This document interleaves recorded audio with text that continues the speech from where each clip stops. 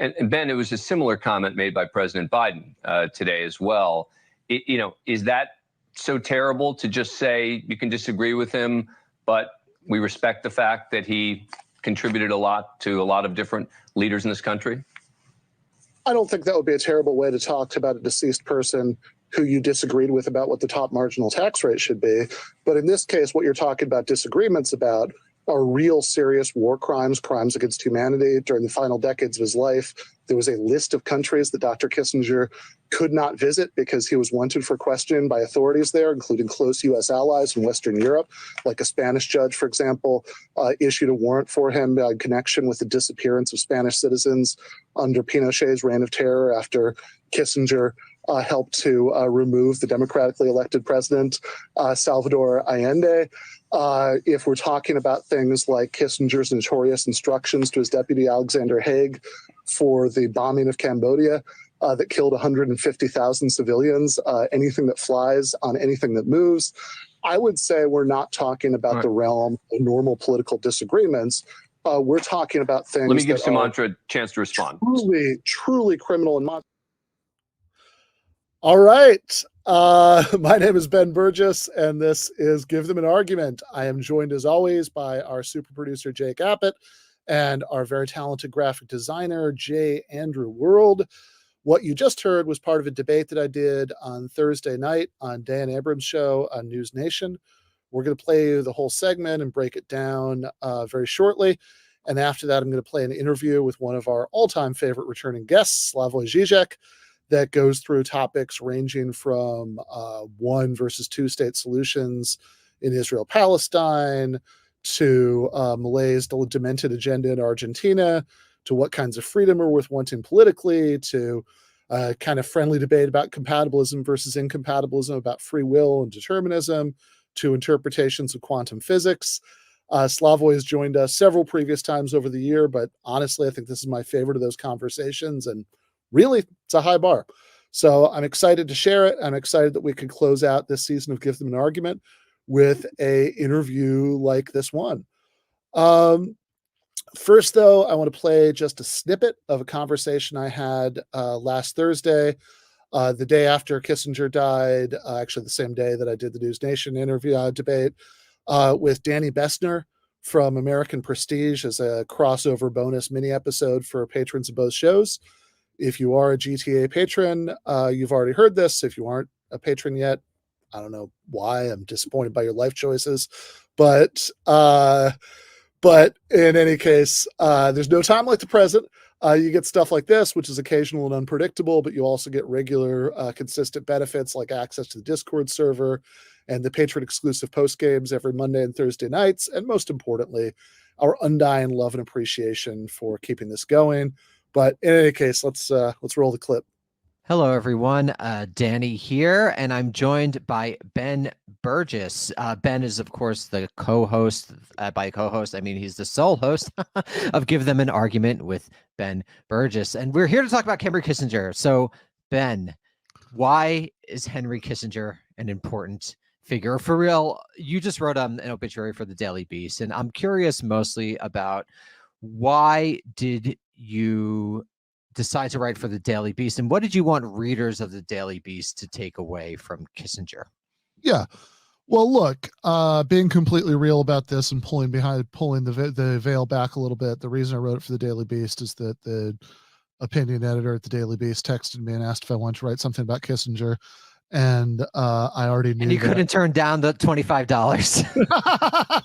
And I will say this much, though, right? Like, I already knew that there was no point trying to write something for Jacobin, because Jacobin's had stuff lined up for like break glass when Kissinger dies to publish for like years, literally. And so I wasn't making it into that. But to be honest, I have spent years thinking about how much I'd like to write about Henry Kissinger when he dies. So I did leap at the opportunity to do so. Honestly, what happened on Wednesday night was that I was working on another Daily Beast article and getting ready for a friend to come by for a pizza and horror movie night when people started calling me on the phone to let me know that Henry Kissinger was dead. That's multiple calls like that. I'm not sure how I got to be the person in everybody's life who gets the Kissinger is dead phone call, but I'm good with it. And then David Griscom asked if I wanted to come on a special Kissinger is dead stream on Left Reckoning, which I did.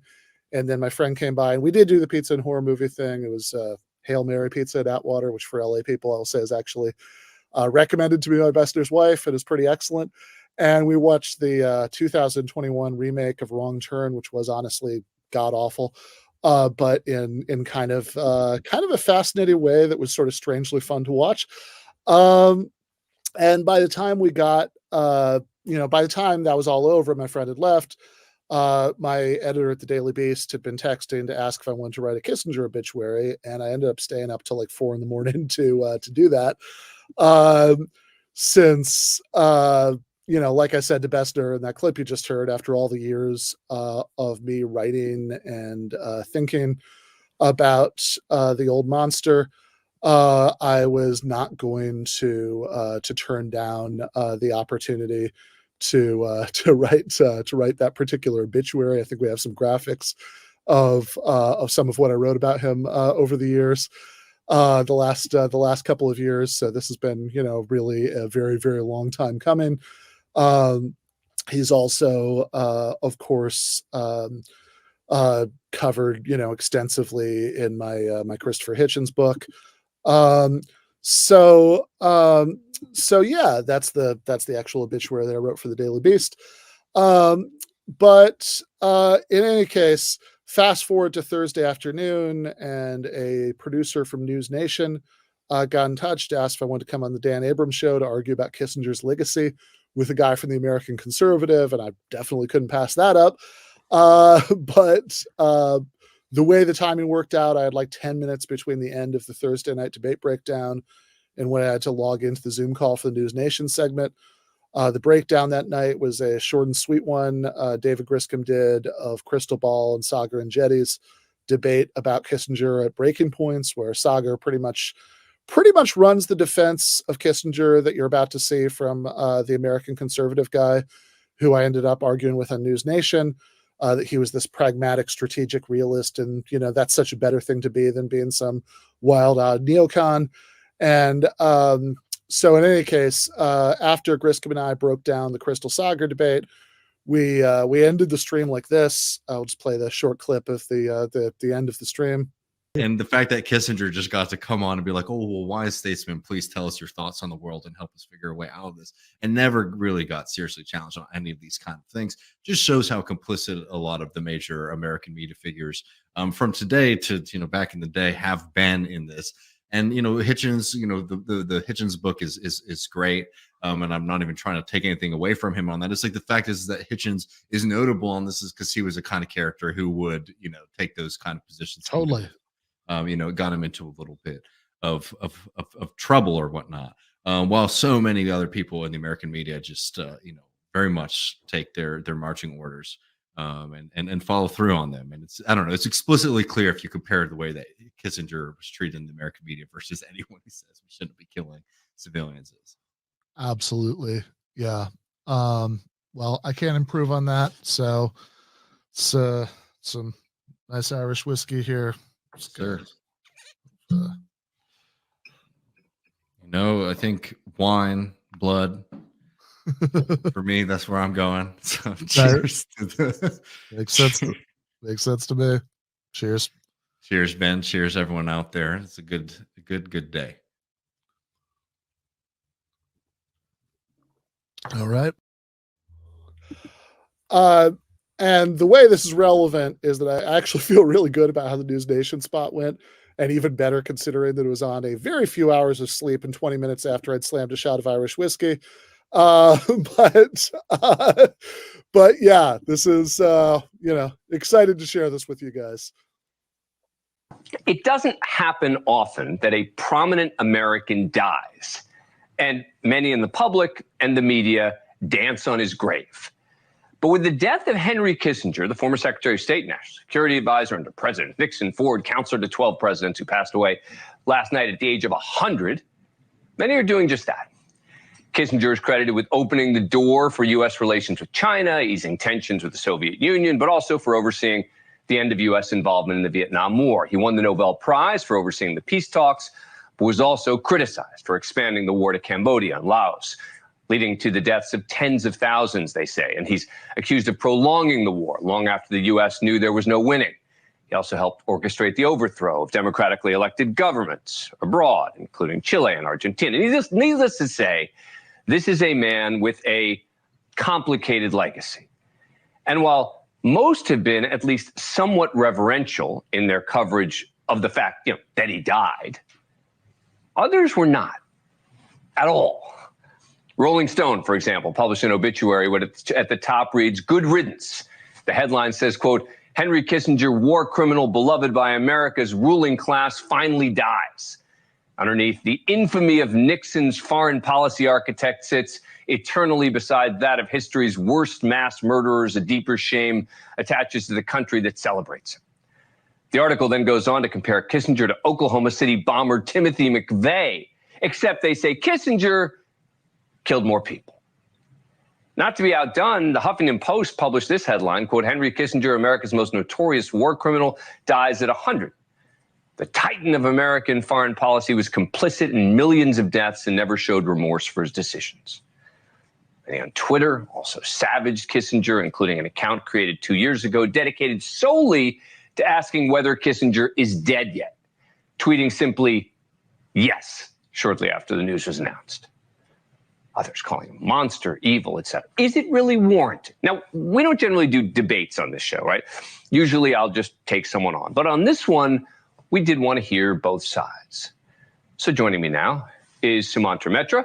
He's senior editor for the American Conservative. He wrote a piece about Kissinger today entitled "Historian More Than a Statesman."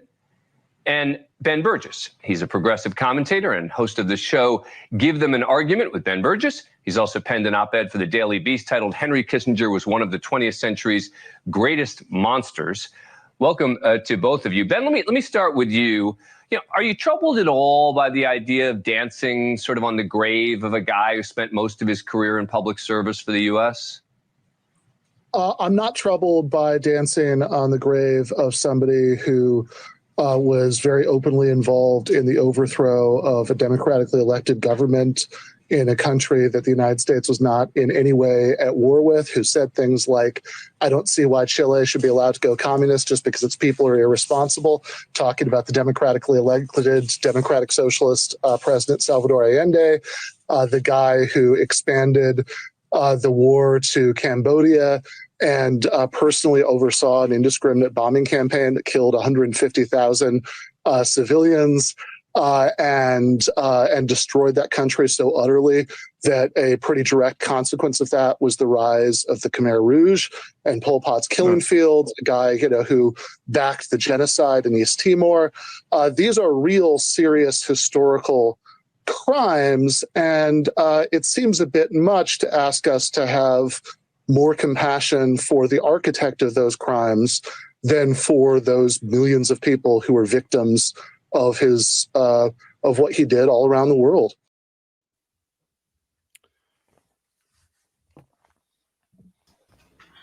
That's a good start. Hard to imagine what the what the counter argument is, but yeah, I think I can't even tell that you had just, or maybe I can tell that you had just taken a shot, because that might be where you actually operate at your best, after a shot at whiskey to loosen the rhetorical firepower. But yeah, it was a good start, and I like that they shouted out this show. As a producer note, they had a really good graphic, so I'm happy with your performance all around so far. Round one to you, although I guess the other guy hasn't started. Yeah. He's about to go in the next segment we're going to watch. But it is an interesting, it's like, I mean, before we start watching like his response, in the next chunk of the debate, like, it is kind of interesting because it's like, given the stuff that was just listed off, you'd think that really the only possible defense of Kissinger would be, no, that stuff didn't happen. Right? Like in other words, like if you're going to say, no, this was actually a good guy, then presumably it's got to be like, no, something that you just said is not accurate, right? Because like if all of that is accurate, like, that kind of seems like the end of the discussion. But I don't really hear a clear denial in what you're about to hear. It should go like the argument clinic from Monty Python, where it's just like, Kissinger did all this stuff. No, he didn't. Yes, he did. He did not. I guess the only thing he could the other type of argument, this is all just in a vacuum, but not really what Kissinger did, but you could say that he was responsible for millions of civilian lives, but he saved over like more, right? Like the kind of argument that people give for the atomic bombs, right? When Hiroshima and Nagasaki, that like a ground invasion would have been worse or something like that. Those are tough arguments to make, but I guess that's the other way that you could go with it. Well, let's see what he does. Sumantra, I mean, look, if that were true about Henry Kissinger, right, if he was truly one of the most evil men, which is the way it's characterized by many on the left in particular, to sort of ever be in power, not just in the United States, but anywhere in the world, I could see then the response being warranted. What's your response? Well, first of all, the Kissinger being the architect of mass murder is an accusation that has been brought both from the neoconservative right and the far left, Jacobin, for example. It's interesting to see someone who can appeal to both sides in such a revered and reviled fashion. The fundamental, the basic of the question is this: Kissinger was operating in a scenario where America was facing at that point of time its greatest strategic challenge, with the Soviet Union and China having leading the communist movement. Kissinger, because he grew up in a country which saw the rise of Hitler, which saw the rise of democratic tyranny in a way. My colleague here is, writes for the Jacobin. He obviously understands what happened when passions of mass movements takes over.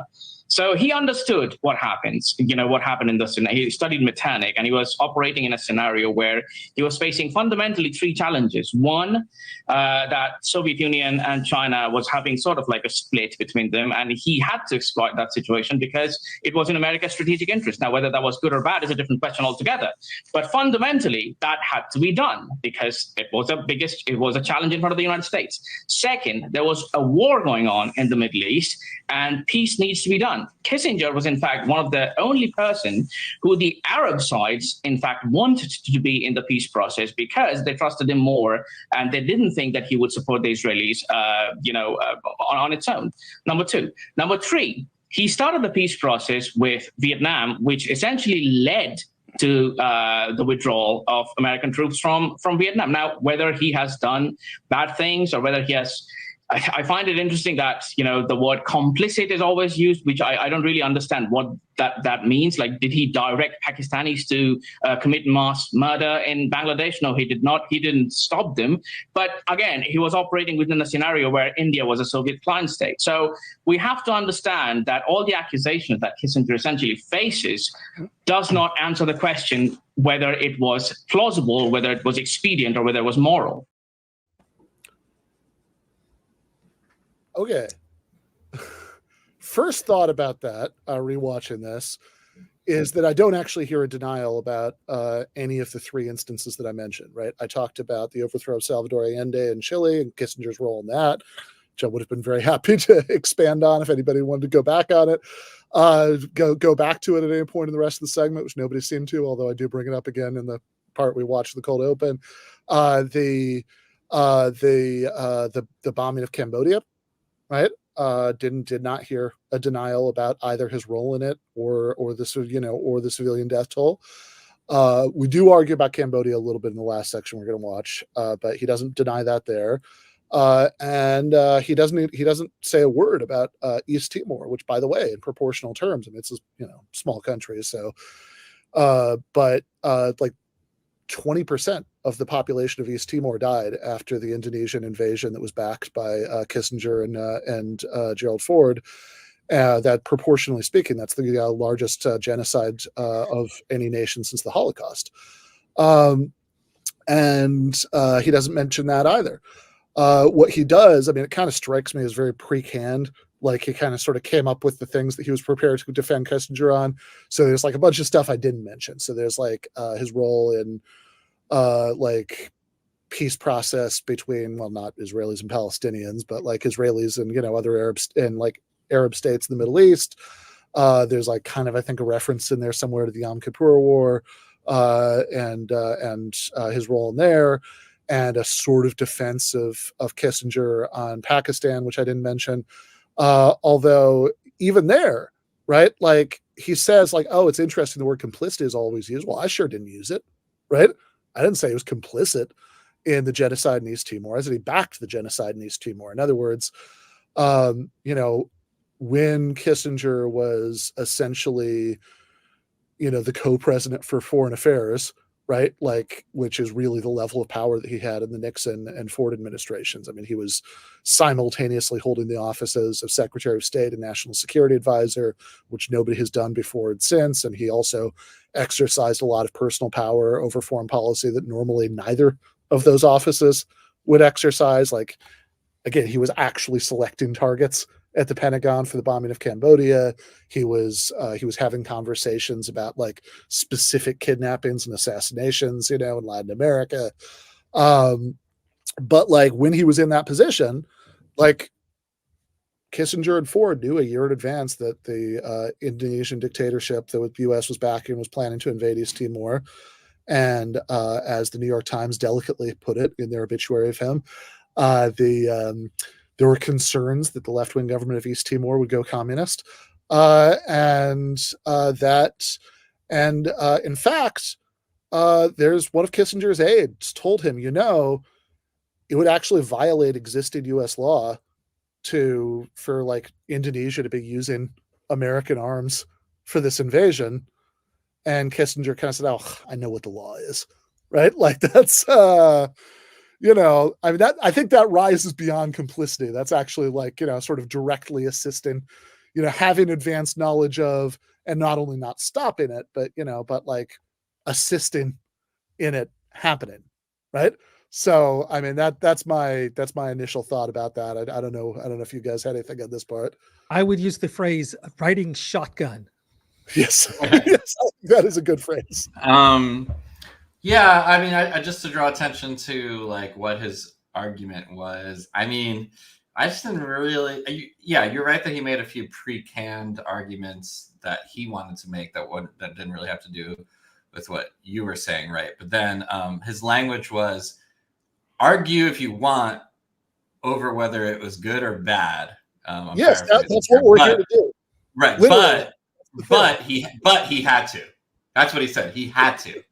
So he's saying that, kind of in the way that when the doctor, takes the little hammer and hits your knee and you kick, argue if you want whether it's good or bad, but it was a reflex that you had to, he acted like it was a sneeze. That killed all of these civilian people. No, I mean, he's saying from a certain vantage point, that's obviously what America would do. But then you're going back and questioning from the morality that, a lot of people had at the time. And also, even if we want to say that, we thought, even with the benefit of hindsight, maybe we have a new moral sense, you know what I'm saying? Or we could look back at what he did and say whether it's right or wrong. Like you said, it's kind of, I don't know if just presupposing the premise is there's probably, I need to reread Logic for the Left, but he's just presupposing the idea that the question. That's, I think so. Yeah. I was afraid of reading the question and being wrong, but I think that's using it the right way. But yeah, I mean, that's exactly right. Why did he have to? Right? Like, and it's certainly not just the benefit of hindsight. We think it's wrong. I think I'm about to say this in the part we're about to watch, but it's like, there is a reason why it was the secret bombing of Cambodia. I mean, obviously not secret from the Cambodians, but secret from the American public, and initially also secret from Congress, right? Like that it was widely understood at the time that this was not a good thing to do, to just brutally destroy this neutral country because, whatever allegations you want to make, the Viet Cong, we're using it for supply lines and, this and that, right? But this is not, there is a reason why Nixon didn't just go on TV the night before the bombing started and be like, hey, I'm about to start bombing Cambodia. It's a great thing that I'm doing right now. Although I am imagining the Monty Python sketch of the Cambodians being surprised at the bombing, where it's just like, hold on, I used to have an arm, I did. Yeah, yeah, it's a secret from them too, somehow. And this is, and I guess the last thing I had on this, just because I don't think this comes up in the last portion we're going to watch, is that he gives Kissinger credit for the eventual peace agreement that ended U.S. involvement in the war in Vietnam, which is a very common thing. I mean, the guy, I would argue, the Nobel Committee made a total mockery of the Peace Prize by giving him one for his involvement in the negotiations. And that's certainly the sort of pop culture received thing, right? I mean, there was like a old Simpsons episode that, where there's a scene with Henry Kissinger in it, and it's he loses his glasses and he's thinking, oh, people can't know that I lost my, I did something this foolish, I who negotiated the Paris Peace Accords. That's the received image of him. But the reality is that the peace deal that Nixon and Kissinger had to take years after the bombing of Cambodia, by the way, was essentially the same one that LBJ had been close to signing in 1968, during his last year in office. And there is some evidence that Nixon and Kissinger worked behind the scenes to sabotage that deal because, it was going to be better for Nixon if the war was still ongoing, and he could use that and all this stuff. And there's pretty direct evidence about the Nixon part of that. There are notes from his aide H.R. Haldeman where he quotes Nixon, being like, "Yeah, we're going to try to monkey wrench the peace deal." And we certainly know that the sticking point wasn't the Viet Cong or North Vietnam or the United States, right? The sticking point was the South Vietnamese not taking the deal. And so it seems like, Nixon was encouraging them not to, was telling them that he could get them a better deal if they waited until he was in office. And there's been a lot of debate about how great a role Kissinger had in that process. And there isn't a lot of direct evidence one way or the other, but what we do know is that he was involved and he was talking to Nixon behind LBJ's back, right? That much we know for sure, right? How much of a role he actually played in the monkey wrenching, as Nixon put it, right, is a little up for debate, but he was certainly at least, let's say, complicit, right? Whether or not he was riding shotgun on that one, he was at least complicit. And so when you're saying, well, 3 years after, just this absolutely brutal, mass murderous bombing of a neutral country in 1970, 3 years later, Nixon and Kissinger took the exact deal they'd sabotaged in 1968, more or less. One, I don't really think you can give Kissinger that much credit for peace there. And two, this is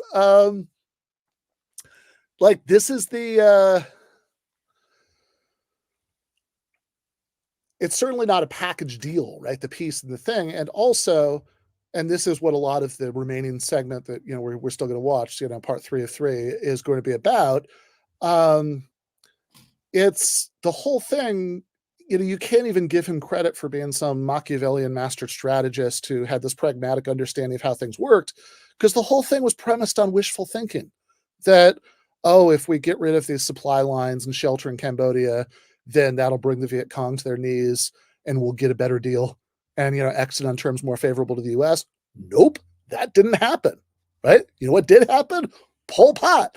Right? That seems like if you want to try to draw a contrast between Kissinger, the pragmatic realist, and the crazy neocons, which, by the way, ignores a lot of relevant facts, like Kissinger supported the Iraq War and was advising George W. Bush when it happened, right? But like, if you want to draw that contrast and ignore Kissinger's attitudes towards the war in Iraq, Afghanistan, I mean, you know, etc., right? Like, then you have to, like, it's really undermined by the fact that you can say very much like the invasion of Iraq was based on a lot of wishful thinking about how it would play out.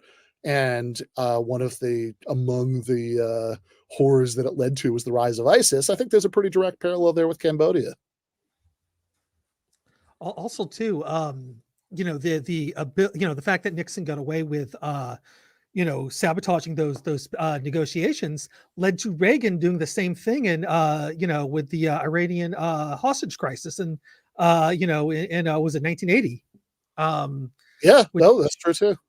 Yeah, and again, like, I don't know if Kissinger actually had anything to do with that particular sabotaging either.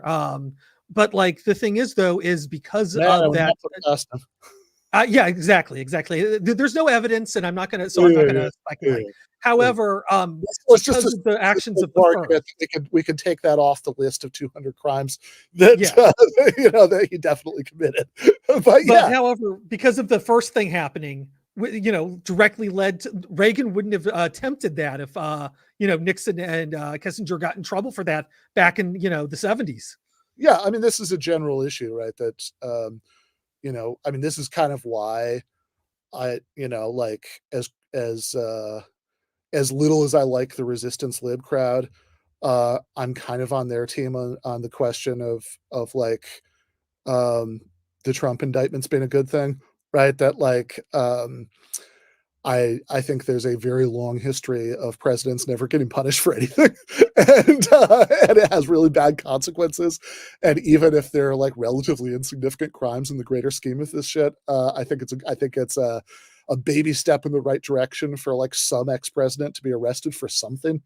I want more of that, not less. Yeah, even if it's like Obama for jaywalking, like I'd be okay with that,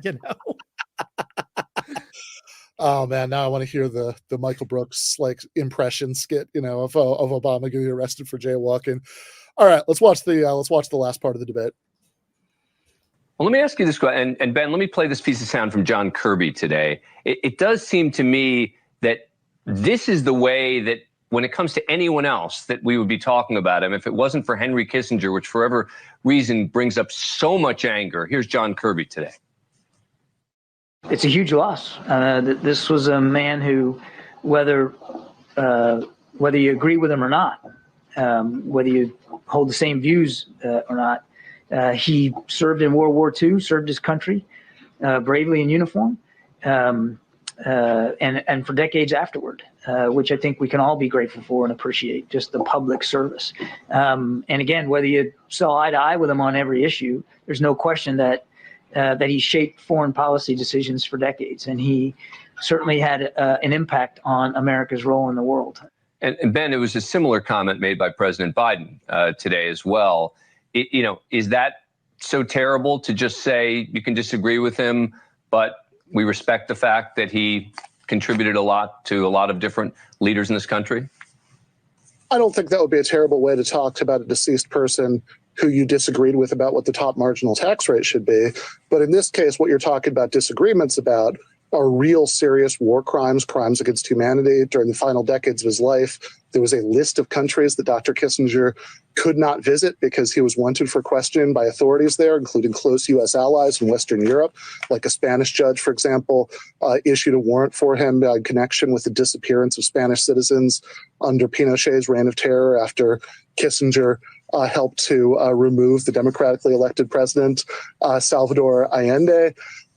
If we're talking about things like Kissinger's notorious instructions to his deputy Alexander Haig for the bombing of Cambodia that killed 150,000 civilians, anything that flies on anything that moves, I would say we're not talking about the realm of normal political disagreements. We're talking about things. Let me give Sumantra a chance to respond. Truly criminal and monstrous. But I did just want to say. Hang on, I'm almost out of time. Sumantra, 30 seconds to respond. Well, one of the first things which I learned after I moved to the United States is a phrase called Monday morning quarterbacking. Like, it's easy to decide on whether a Secretary of State is deciding on what situation he's facing. I mean, the questions we are seeing now is whether we should have bombed Cambodia before coming out of Vietnam. Absolutely, because that was to show that we are serious about the peace process. And if we don't come out, if Vietnam doesn't give us what we want, then we won't come out and we would stay. So these are some of the things which you have to consider. Now, again, I'm not judging whether it's a good or bad or it's a moral or bad things. Yeah. I'm just saying that you're operating in a scenario where you have to understand the geostrategic question. And you have, I mean, it's easy to be an armchair general, but, Ben, 15 seconds. Yeah. This was a crackpot theory of the war in Vietnam. It was based on wishful thinking that the Viet Cong could be defeated, given taking out the shelter in Cambodia.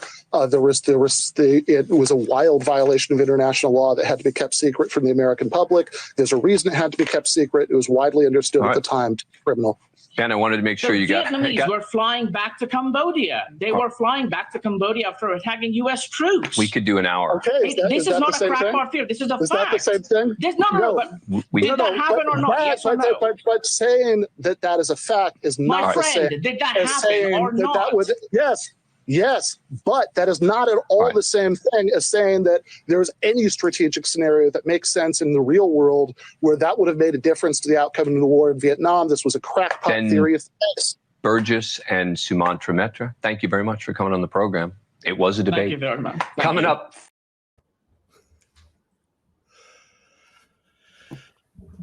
Yeah, just, sometimes, look, everybody knows if you're about to do a peace negotiation, nobody's going to take you seriously. If you don't kill, maybe 150,000 is excessive, but at least 120 or 30,000 civilians in a different country on your way out. Yeah, it reminds me a little bit of, I think really quick, I wanted to say, you texted me after that. You're like, I think I feel pretty good about that. But watching that, yeah, you really crushed that debate. I would say I want to throw that in there. But yeah, it reminds me a little bit of kind of the conversation we have, or some people have, about what's going on in Palestine right now, right? In the sense that there's kind of different positions, right? One is the left position that none of this shit should be going on at all, right?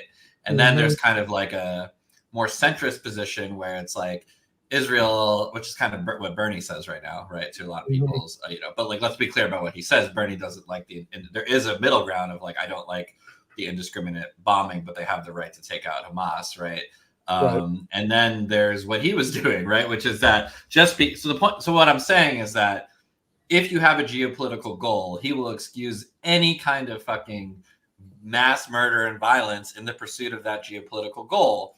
And there is no onus of proof to really say that it was really necessary, which is why I'm glad that you called him out on that, because this is litigating something which is a long time ago, but, it wouldn't have been fair for him to just, throw that in that, we had to do that. And then he went back on but, I'm not saying this is good or bad, but I am saying that we needed to do it, which is really weird. But I don't know. Do you see what I mean? I'm saying, which is there's the geopolitical goal, which is even people, you could have the same goal as him, which is to say do some kind of show of force without that show of force being 150,000 or whatever it is, or millions of civilian deaths, or what's going on in Palestine. You know what I mean? So as leftists, we don't agree with the geopolitical goal at all. But I still think it's weird that these differences are completely elided by these justifiers of of these mass murders. So it's very logically weak, in my opinion. It's really weak. Yeah, look, I think that something like this sort of middle ground position Bernie is trying to take on Gaza doesn't really make sense, because it all seems to be premised on the idea that there's some scenario where this far right settler dominated government whose officials are constantly using borderline genocidal language, that those people would just do this in a nicer way, right? I don't really think that makes sense. I obviously love the guy, but I want Bernie to do better on this. But yeah, I like the distinction you're making here more generally, right? Because in this case, especially the Vietnam case. I mean, the Israel case is more complicated, just because, like, frankly, ideologically, I like Hamas a lot less than I like the Viet Cong. But I'm, there's, it's flawed and authoritarian, but it's like, look, I mean, out of the players in that situation, they look pretty good to me. I'm broadly sympathetic to the idea that the Vietnamese Revolution, was a good thing, so obviously I think that, like, propping up this kind of, like, corrupt, unpopular, certainly no more democratic than North Vietnam was, government in South Vietnam, was, like, a worthy goal, right? Like that's not a goal that I like at all. But and even similarly in Israel, it's like, yeah, look, if there was some button you could press so that, like, Hamas wouldn't, do attacks like 10/7 again, then sure, press it. Yes, for sure. Right. That's a terrible thing to happen. But, like, I think the real goal in practice is more about, the sort of long-term Israeli domination of that territory. And so I also don't like that one. Right. But it is important to be clear on not liking the goals, but it is also important to be clear that it's like, look, we can almost put that aside, because it's like, even if these were wonderful goals, it's like, this is still, like, just imperial wishful thinking. Like, you're not going to accomplish that, right? This is the sort of thing. I want to move on pretty quickly, because we got a lot to go. But this is, like, the sort of thing that always struck me at the beginning of last year, so almost 2 years ago, when Putin invaded Ukraine. There was all this discussion of, oh, why would he do that? Is it in some sense kind of shocking, because it's like it seems like pretty obvious that that's not actually going to serve Russian interests, in practice, right? That obviously going to lead to all of these, this global isolation, et cetera, et cetera. But it's like, look, great powers are often led by people who do stupid things, right? That's not a rare situation, right? That just because you are in a decision-making position within a major, like, imperial power, that doesn't mean that you must be some sort of, Machiavellian grand chessboard super genius, right? Like, this is, people in those positions make self-destructive decisions all the time. And it's like, yeah, it's not gonna, it's like, yeah, there was no way that they were gonna, like, get, end the war in Vietnam on better terms by killing a shitload of Cambodians, right? And they didn't, right? We know they didn't, because we can compare the deal they sabotaged to the deal they took.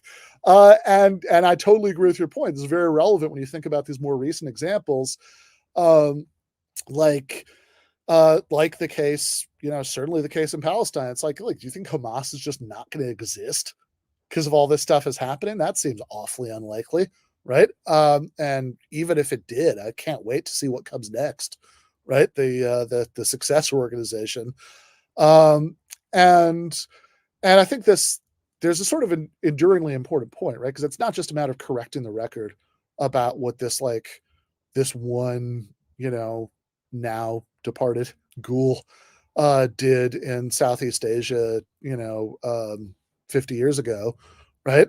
There's a more general point here that I think really comes out with this, right? Like Compact put out, I thought, a pretty bad Kissinger article by Malcolm Cayun.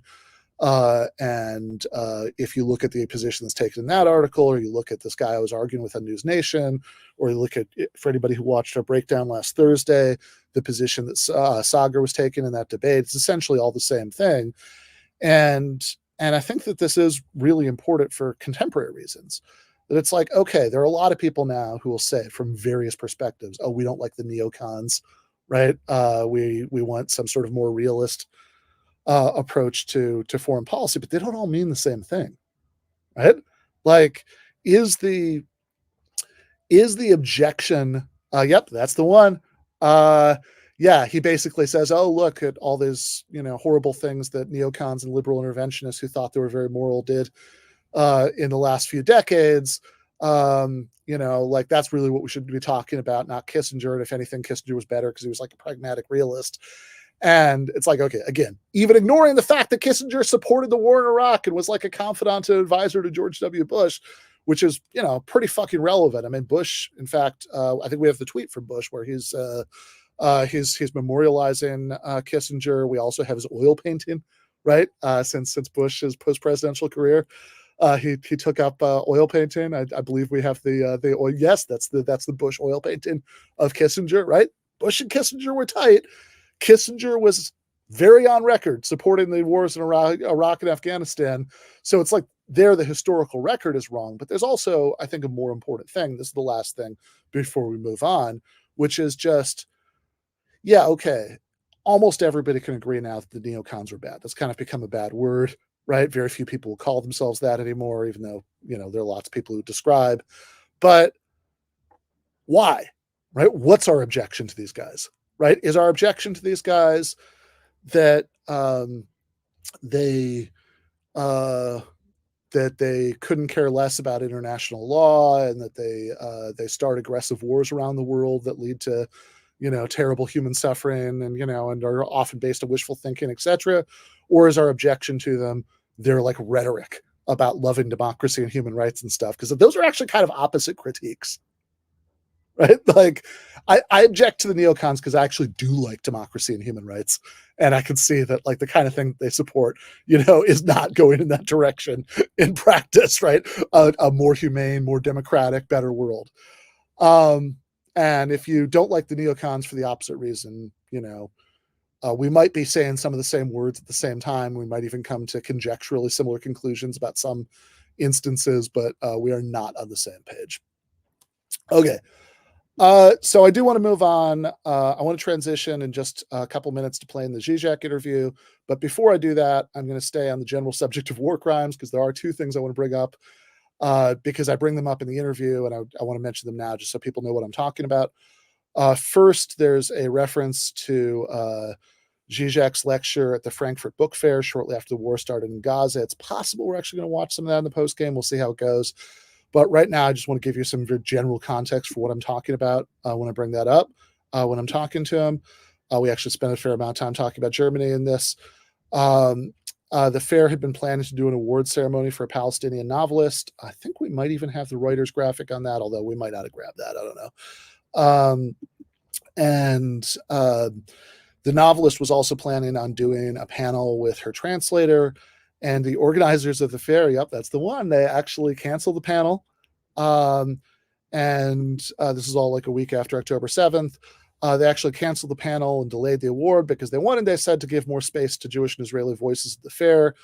And so Slavoj changed his planned talk to talk about Israel-Palestine and how ashamed he was that they'd done that. And even though actually the sort of sympathetic to Palestinians comments he made were like really pretty mild in the greater scheme of things, but he was actually heckled by like a local German politician who was in the audience. He's like the anti-Semitism commissioner or something for his area. Is it like that Simpsons episode where like, what did the Germans ever do? Oh, never mind. And yeah, the whole thing's really shameful, right? Like afterwards, one of the organizers was almost like, kind of suggesting that the heckler was right. The whole thing was crazy. So there's that. Also, toward the end of the interview, I mentioned this clip. We're going to watch real quick from Breaking Points, where Crystal does side-by-side comparisons of how American officials talk about Russian war crimes in Ukraine versus Israeli war crimes in Gaza. Here's Senator Ben Cardin on Russia. There's no question about Russia's crime of aggressions, no question about their committing crimes against humanity and genocide. We've had hearings in this committee that have established that. We've had hearings in the U.S. Helsinki Commission that has established the fact that all the conditions for genocide have been committed by Russia. This same senator was suddenly less sure of himself in a recent interview by the New Yorker's Isaac Chotiner. Chotiner asked Cardin, do you have a sense of whether Israel is operating according to the rules of war? Cardin dismissively responds, I know that once elected to the United States Senate, I'm supposed to be an expert on every subject. Chotiner then replies, Sir, you are the head of the Foreign Relations Committee. But I suppose it would be unfair to pick on Senator Cardin here, who is simply taking his cues from so many others. Here's White House National Security Advisor Jake Sullivan on Russia versus Jake Sullivan on Israel. I think we can all say that these are mass atrocities. These are war crimes. These are shocking and brutal acts that are completely unacceptable, beyond the pale for the international community. So whatever label one wants to affix to them, the bottom line is this: there must be accountability.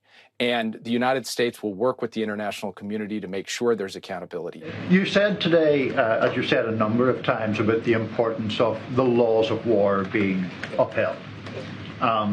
Israel has killed around 11,000 Palestinians. Around 2/3 of those are women and children. The situation in the hospitals is dire. Israel has dropped an astronomical amount of ordnance in very built-up areas. Is Israel, in your view, abiding by the laws of war? And if it is, how do you come to that conclusion? Well, as I said yesterday, I, Jake Sullivan, standing here, am not in a position to be judge and jury to make that determination. It's a legal determination. Yeah, I think that speaks for itself. All right. We are going to play the interview with Slavoj. We had to do this as a pre-record because there's a pretty extreme time difference between Los Angeles and Ljubljana. But so we did it on Friday. We're gonna play it, and then I'm gonna come back for, or I think probably all three of us are gonna come back for just a minute at the end of the stream, kind of say goodbye to people who aren't going to be joining us in the post game for season 5, and then we're going to go to the post game with Big Wos. Looking forward to that. But let's play the interview. Yeah, the stream is live. Okay, great.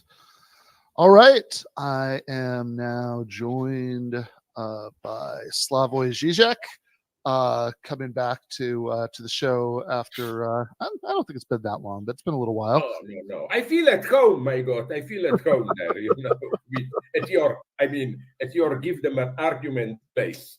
Although I no longer remember what the arguments are, but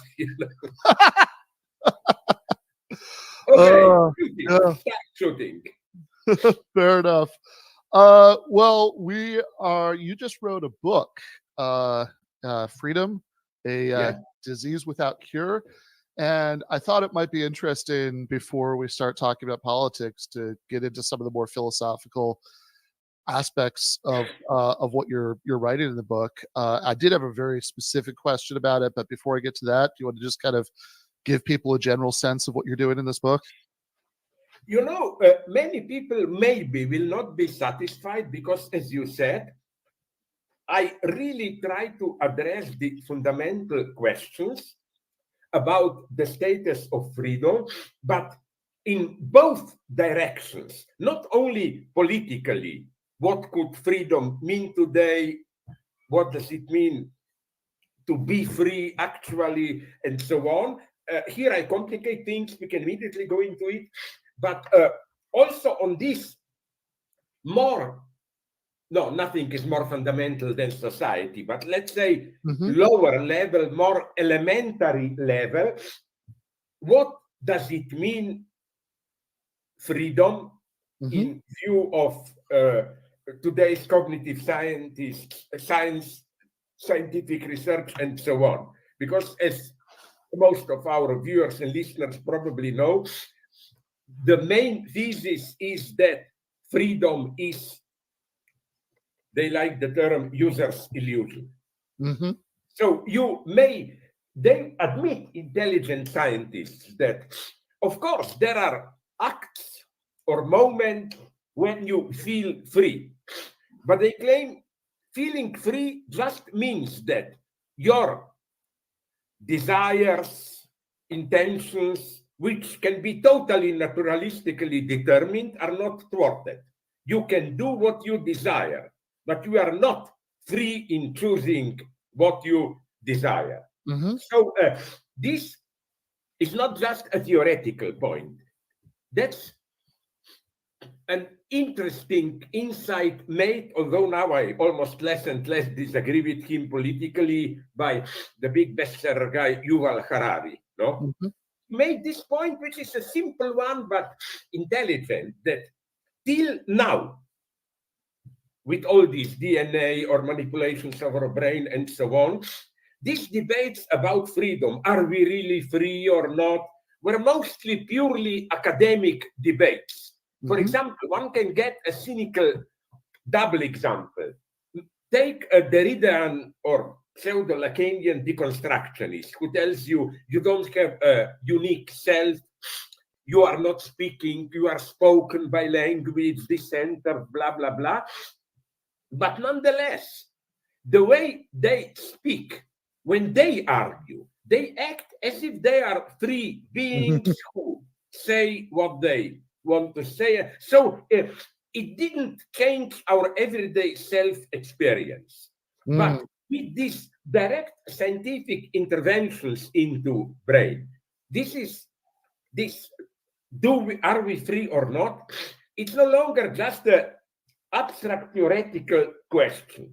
It's a question which concerns our daily life. To what extent are we already controlled? To what extent we will be controlled?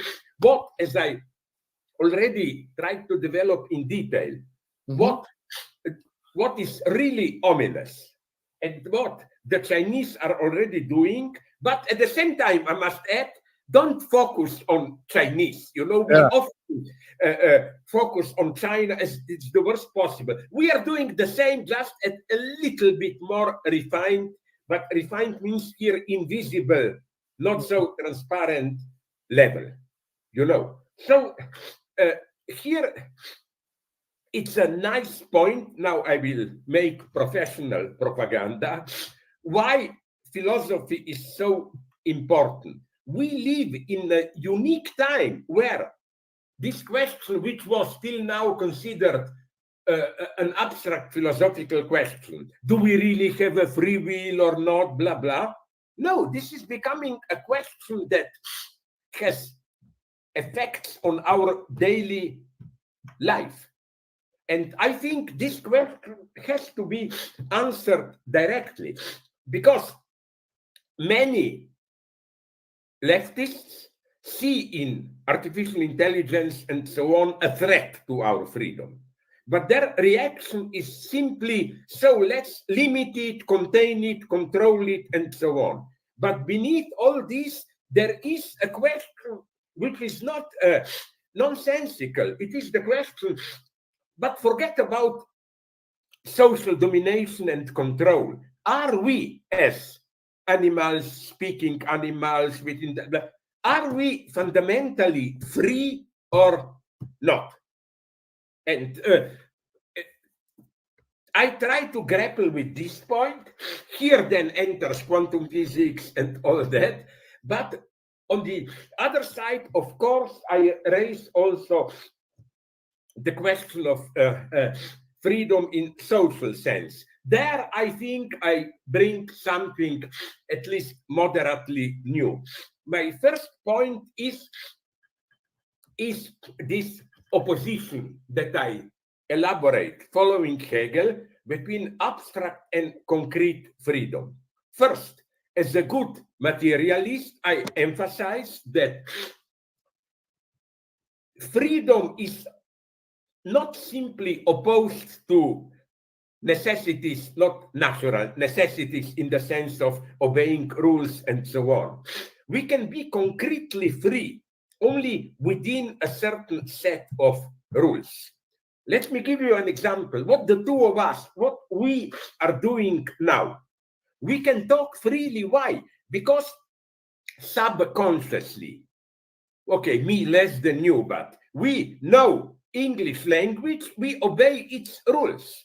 And precisely obeying these rules makes us free to talk the way we talk. Imagine that we would have to negotiate all the time what the rules are.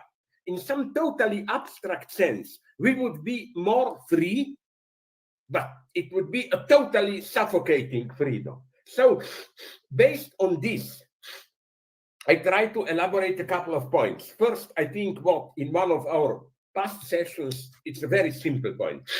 we already talked about how here I think we who still want to be some kind of socialists, whatever we call it,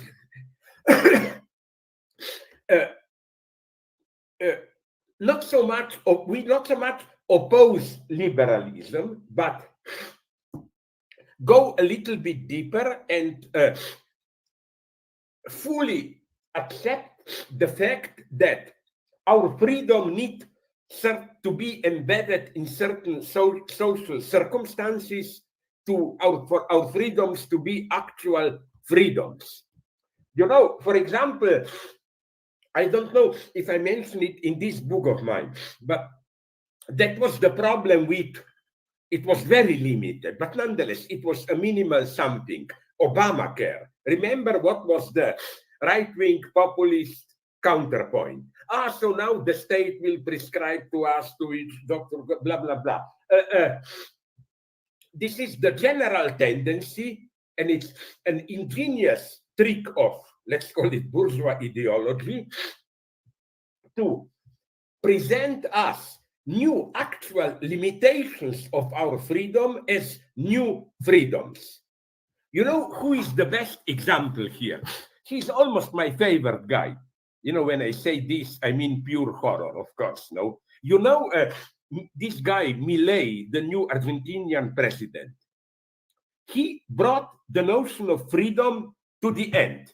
You know, when he was asked how to help the poor, he said, by extending our freedoms to make it fully legal to sell your children and your organs. In some abstract sense, this is a freedom, but thanks for such a freedom. So my point is this one, that if you look, sorry, I don't hear you, do something. Hello? Oh, sorry.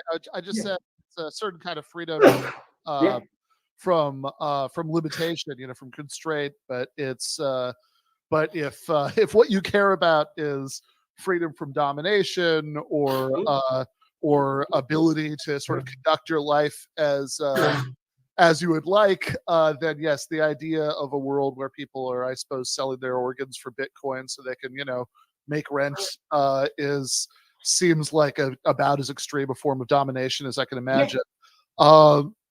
So I did just want to briefly, if it's okay, circle back to the more philosophical point that you that you started with about before you started talking about social freedom. You know, when you were talking about freedom in general, and you were talking about the sort of classical kind of freedom and determinism issue, and what I wanted to ask about here is I was a little bit curious about how some of what you said about it in this book lines up with some of what you'd said before, because you in this book you'd sort of talk about, you seem to take very seriously the idea that these challenges from physics really make it seem like you know, maybe we just don't have free will at all. You sort of frame it as like Pascal's wager, you know, kind of issue to affirm that, you know, that we can be even in the face of it. Whereas I remember in a previous your previous book, one like, I don't know, 10 years ago, the Less Than Nothing, you'd said something I always thought was interesting in there. If it's okay, I just want to read this out. You said, compatibilists such as Daniel Dennett have an elegant solution to the incompatibilist complaints about determinism. When incompatibilists complain that our freedom cannot be combined with the fact that all our acts are part of the great chain of natural determinism, they secretly make an unwarranted ontological assumption. First, they assume that we, the self, the free agent, somehow stand outside of reality. Then they go on to complain about how they feel oppressed by the notion that reality determinism controls them totally. This is what is wrong with the notion of us being imprisoned by the chains of natural determinism.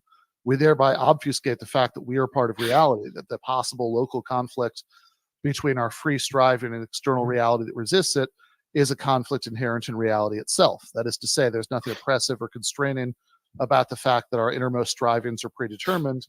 When we feel threatened in our freedom by the pressure of external reality, there must be something in us, some desire or striving that is thus thwarted. But where do such strivings come from, if not that same reality? Our free will does not in some mysterious way disturb the natural course of things.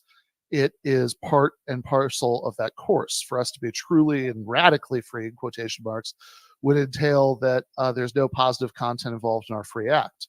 If we want nothing external in particular to govern our behavior, then this would involve being free from every part of ourselves. What a determinist claims that our free choice is determined, that does not mean that our free will is sometimes somehow constrained, that we are forced to act against our will. What is determined is the very thing that we want to do freely, that is, without being thwarted by external obstacles. And so I was just curious if you know, in the years since you'd written that, if your thinking about this has shifted, and if so, kind of what caused that shift? I'm not aware, maybe I'm always too much immersed into what I'm doing now, and you from a slightly external perspective can see it, but my basic solution is an old mantra, too philosophical to go in detail into it now. But my point is that the moment you accept the standard naturalistic vision of reality as something totally determined by natural laws, and if you include contingency, as in quantum physics, this doesn't change a lot. Because, you know, freedom is not contingency. Like, let us say you decide, you say, I have to make a big decision now, but I will leave it to chance. Either a more subtle chance of how quantum superpositions will be, will fall into one determined reality, or more simple, which is not true chance, idea of I will toss a coin, blah, blah, and so on. But this is not freedom. This is simple chance. Freedom is not leaving it to chance. Freedom is a form of determinism. Freedom is, this is what I want to do, and I want to do it. It's not leaving it to chance. So how can we think freedom? Freedom is a determination without becoming idealists, without saying there must be another level which is outside material reality. And at that level, in the domain of spirit, we are really free.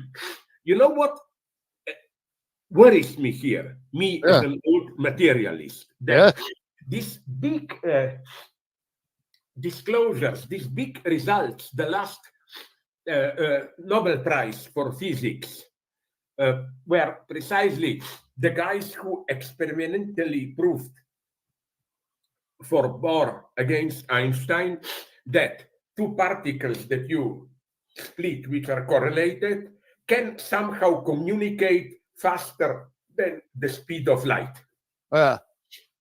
Classical experiment. Till now, it was more theoretical. Now it's definitely proven.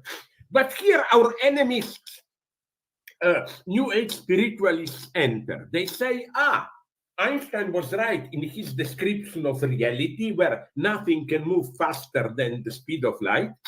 If there is a communication faster than the speed of light between two correlated particles, then this must be a non-material spiritual link.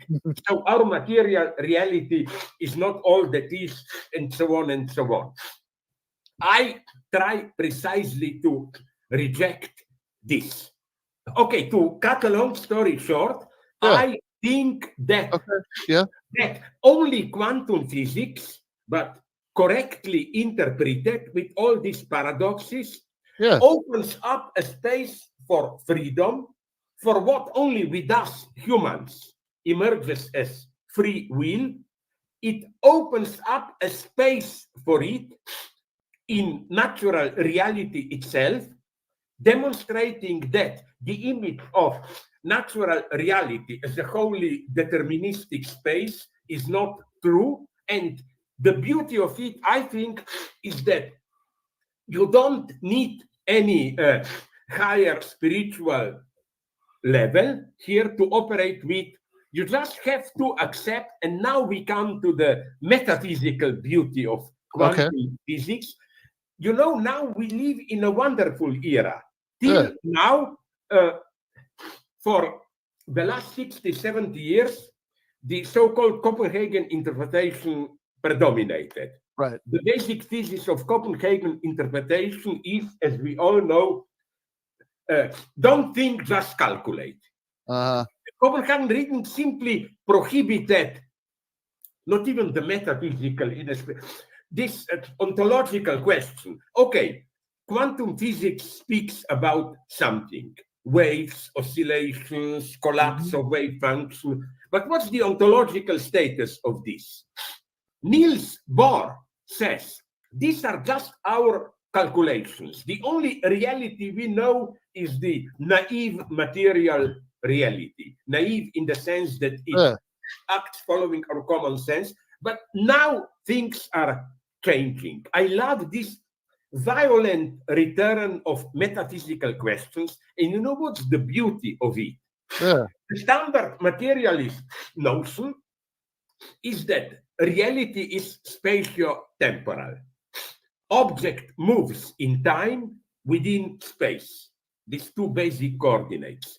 Now, it's beautiful. There is a big conflict between which is more primordial, space or time. It's a beautiful debate because it's clear. In debate with some of them, quantum physicists, they all admit that if we remain within the opposition of time and space, we will not find a solution. So the general opinion is one of the two will have to be abandoned. Abandoned in the sense that it's not an ontologically original dimension. Now, you somehow have supervenes on the other one. Sorry, finish your point. No. My point is just that Einsteinians are more for space. The idea is, it's beautiful metaphysics, that time is just an effect of our cognitive limitation.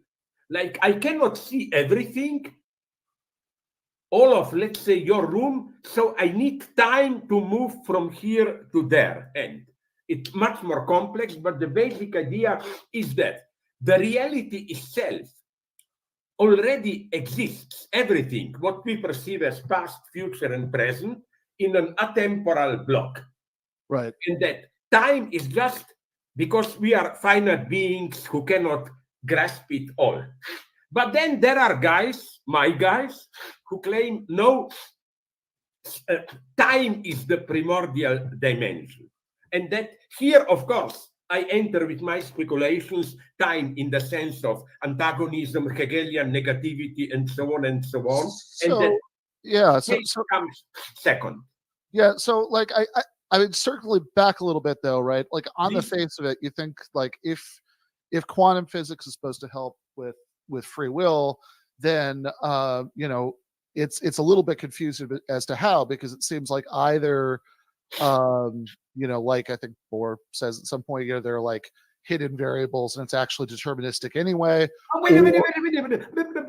This is, you touched now a mega problem. The greatness of Bohr is that he rejected hidden variables. Okay. So Einstein says to account for all this, there must be hidden variables. Okay. And the beauty of Bohr is that precisely he daringly asserted an open universe. Okay. No, there are gaps in reality. Reality is incomplete. Okay. So yeah, fair enough. So if you say that reality is incomplete, Einstein's wrong, God does play dice with the universe, it seems like then the problem is with that one, then if there's some sort of quantum randomness that filters up to decision making in the human brain, that doesn't really seem like what we want for free will. If there's just some quantum equivalent of a coin flip. No, I agree with you. Wait a minute. I'm here very careful. Okay. I'm not saying that free will is at the same level as quantum contingency oscillations.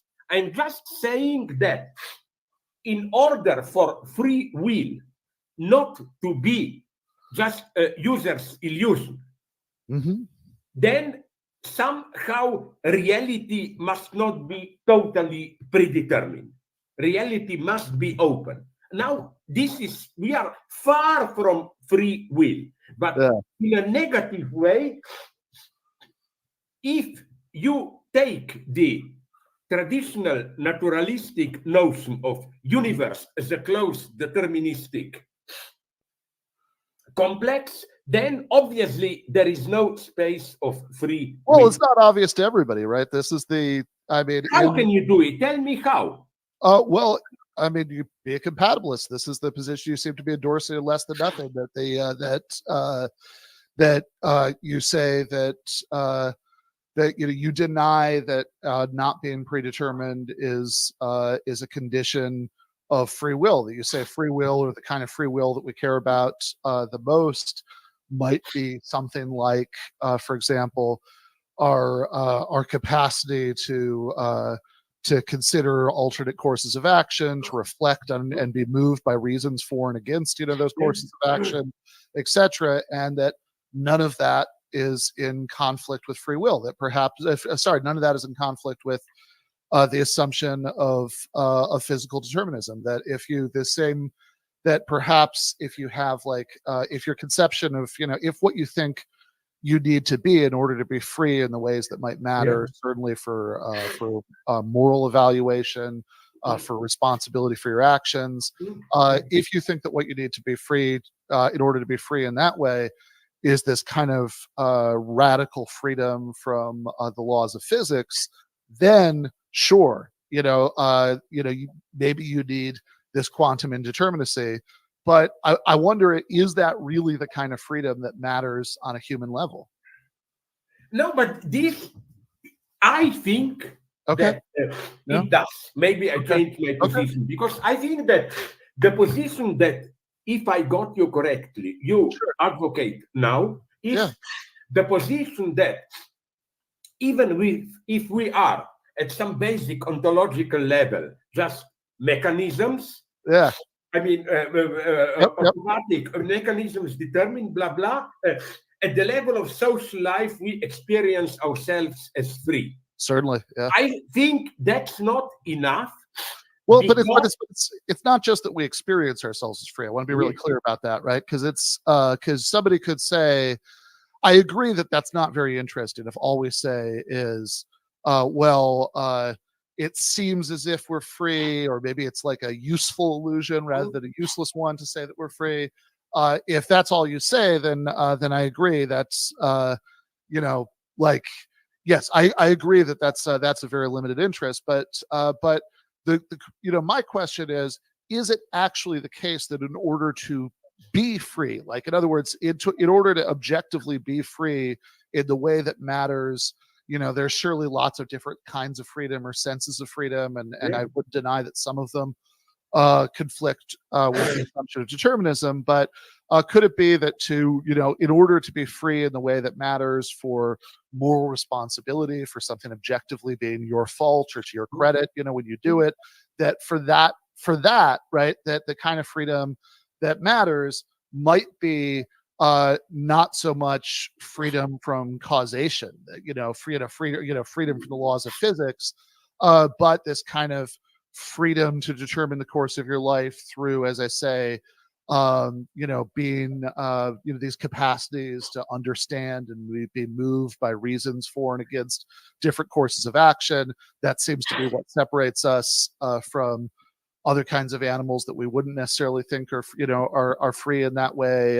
It seems to be the kind of sense in which, when we think that people aren't responsible for their actions because they couldn't help it, because they're severely mentally disabled, for example, that seems to be the kind of freedom that they seem to lack, right? So I think the kind of compatibilism that's interesting, and I agree. And I have problems. I see your point now, clearly. I have problems with compatibilism because still it doesn't explain how the two levels that you treat as compatible relate to each other. Let's return to Daniel Dennett, whom you mentioned. he still insists that if we were to know reality more completely, we would be able to account for all our acts in terms of natural determinism. For him, he even uses sometimes this expression that it's the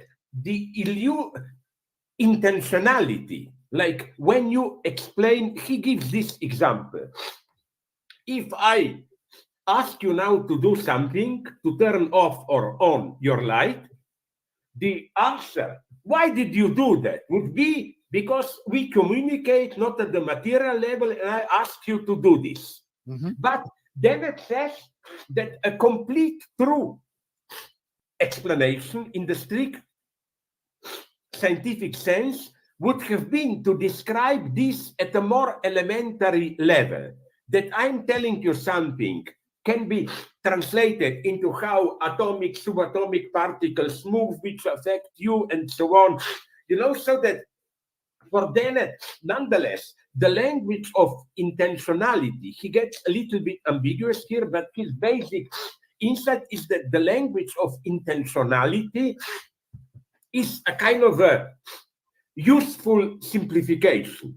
It's beyond the scope of our cognitive capacities to describe all up to the detail that goes physically on. But we are losing time here. I want to focus on another point. Sure. I agree with your central point, which is like, let's say you are oppressed, the police or whoever beats you, bank foreclose your account, blah, blah. So you are in deep shit. You have to do something. What can they do here? This type of metaphysical speculations, are you really free or not? Here I see the danger of artificial intelligence, of brain studies, and so on. But what if, and this field is advancing incredibly, what if through direct interventions into your DNA or some more primitive chemical implants into your brain, I can change your character to such a level that you would react differently to such challenges. This is not, and this is far from an illusion. I read somewhere, this is I think I mentioned this in another of my books. Some weird guy with Arab name, I'm not a racist here, just who has a big clinic in Berlin, Germany, already has a project. Instead of maternal womb, he has some kind of a transparent from glass and plastic artificial womb, and he demands from parents of a child, just give me sperm and all that stuff, and then before even the process of birth begins, which is all done in the lab, he gives you, it's pretty terrifying reading, 150 variations where you can make a choice, not just physical, what color of an eye, how strong will you be, color of your hair, how high, but also psychic properties. Will you be more decisive, aggressive? Will you be more peaceful, and so on and so on? So, here the problem for me enters, because here, okay, you are screwed up by a bank, whoever, police, a gang beats you, but how you will react to it can be already scientifically manipulated. So why is this important? Because I learned from my Chinese friends that Chinese biogenetics is already focusing on this. How to influence at the level of DNA and so on, how to change what you are biologically, so that to put it in official terminology, to be socially more constructive, not to protest too much, and so on and so on. So here I think that what you are metaphysically like becomes important also in your social behavior. Yes, as you said, you will protest, but if I manipulate your brain enough, you will do a very benevolent protest, or even try to make people more submissive to social norms, you know. This has a long history already in Stalinist Soviet Union, where they tried to, it was done at a much more primitive level. But the idea was that to be a dissident, rebellious behavior means something is wrong with your brain. And they tried to directly intervene into your brain. They treated politically active dissident stance not as, this is beyond the standard Stalinism, not your grandparents must have been bourgeois, bad influence. No, no. Simple, pure biological malfunctioning of your brain. These are, I think, the threats today. But you know which is another thing, and let's conclude then if you want this philosophical part, which is important for me. Yes, yes. It is this opposition between what I call abstract and concrete freedom. There are moments of here, if you are looking for my pessimism, you will find it here. When I point out that there are moments of abstract freedom, these are revolutionary moments where precisely not all, we still speak the same language and so on, but many of basic rules of decency, of nonviolence break down. This is how I read that wonderful quote from Sartre, you know, when he said that already, although under German occupation, the terror was more or less complete, in some sense, they were more free than ever. Why? Precisely because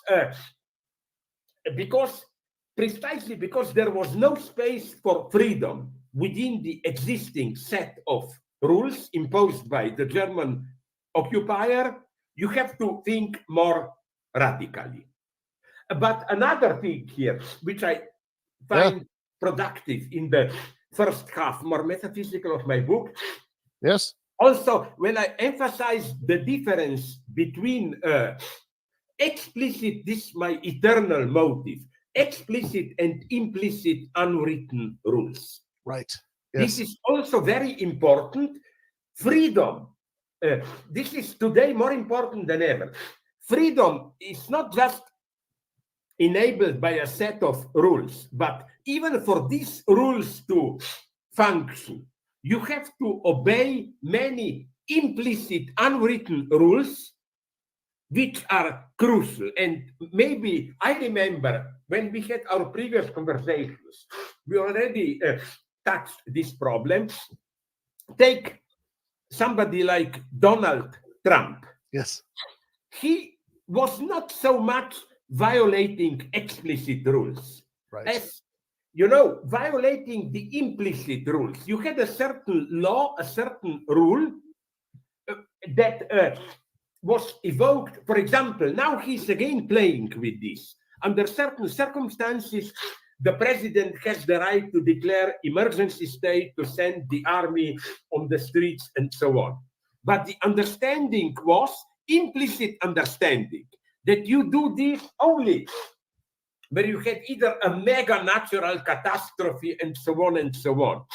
Trump, without breaking any direct law, wants to take this much more seriously and simply say, when you have big leftists, even if they're peaceful demonstrations, you send in National Guard and so on and so on.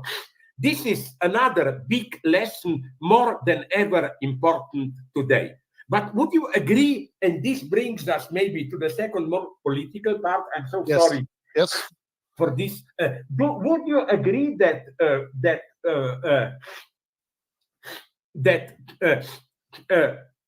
why is all this abstract concrete freedom important today? Mm-hmm. Because till now, and I don't think this is a conservative point. Yeah.